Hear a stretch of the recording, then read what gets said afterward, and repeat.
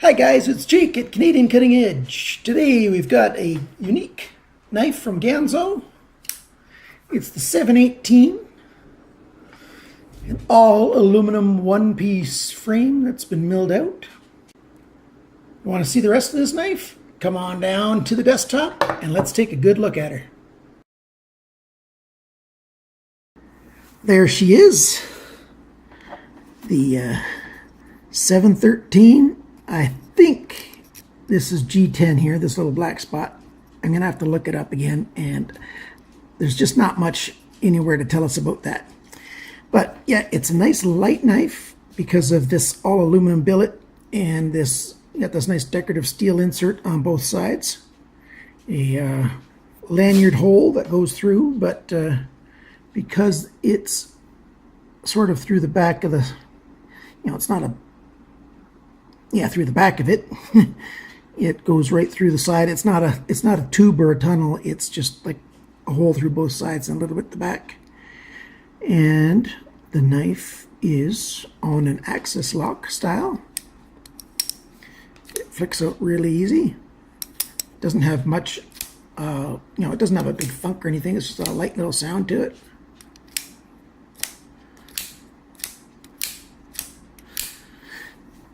There you go, the axis lock there. The pivot screws are proprietary. This is fairly early in their 700 series when they were still doing some of that. So there's 6 little holes there. I'm not sure how easy it's going to be to adjust that. I have used a sort of a makeshift tool to try to tighten it or loosen it a little bit. A snap ring tool to spread it apart.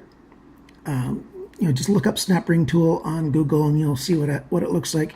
It's not really good for this job, but it's all that I could do to make it to make it work a little bit. Just to see how it would work. I didn't need to adjust it at all. It just came that way. I just left it the way it came. I just wanted to see if I could do it if I needed to.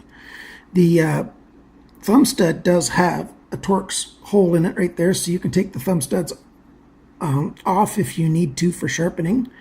I don't think they'll get in the way for sharpening, if you've got a system like a Lansky system that clamps on, but just in case it does, you can take that off. So you got a flat grind here. It goes about halfway up the knife.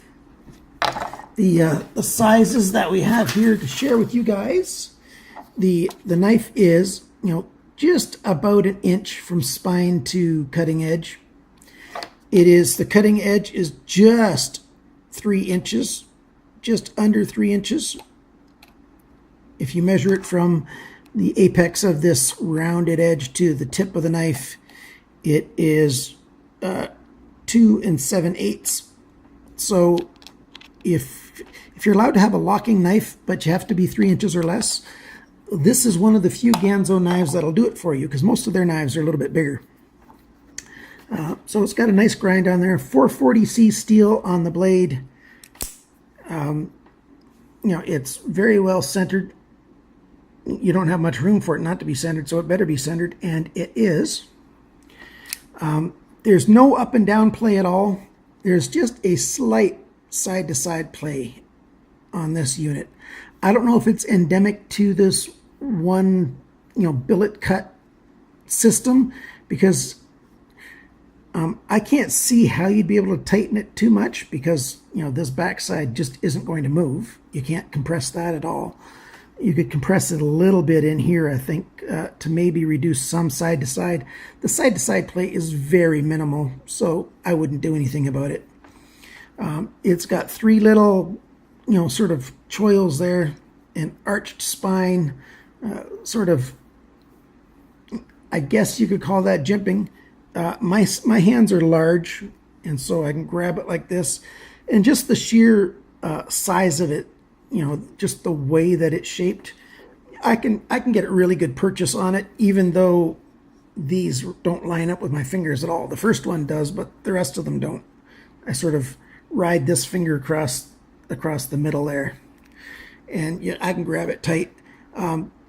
I didn't get like any hot spots when I was doing some soft wood whittling and cutting and making some feather stick and just all that basic campsite stuff, but no heavy duty camp work. Just just soft wood dealing with it.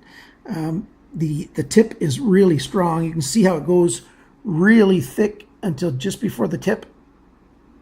So it's got a nice substantial metal behind it. You're not going to break that tip unless you abuse the knife. If you treat your knife the way a knife's supposed to be treated, there's no chance that that's going to break. So you get this swedge across the top to make it sort of look like a spear point, but it doesn't come to any cutting edge at all. It stays pretty wide. So I'd call that a drop point. And there you've got your Ganzo logo right there, really nice. The entire thing, I forgot to tell you in centimeters how long that blade is. It's 72 millimeters from the tip of the blade to the apex of your frame there. The full length is 17.3 centimeters. In inches, that is 6 3/4, just a tiny bit more than 6 3. Well, I should measure it to the biggest spot. 6 7/8 actually, because I was measuring too high. 6 7/8 inches, the full length, everything when it's open, when it's deployed, and 17.5 centimeters. The weight of this knife, you might be wondering, this is one of Ganzo's lightest knives at 3.4 ounces. Yeah, that's a light knife for Ganzo. That's 95 grams. So, the knife goes really good. It just opens and closes, no problem. The axis lock is nice and easy to actuate. There's no clip on this knife at all, so you're just going to have to drop it into your pocket or into some small pouch or something. If you are in a jurisdiction where you are limited to 3-inch knives that you have to carry, again, this is one of the few Ganzo knives that you'll be able to get. So, go ahead and buy this one and carry it. The price is not bad. I can't remember exactly what I paid for it, but I'll put it into text on the screen here when I do check my research again. It's called the G718-W. I'm not sure what the W stands for. I will ask Ganzo and they will let me know. So there you go, the G718.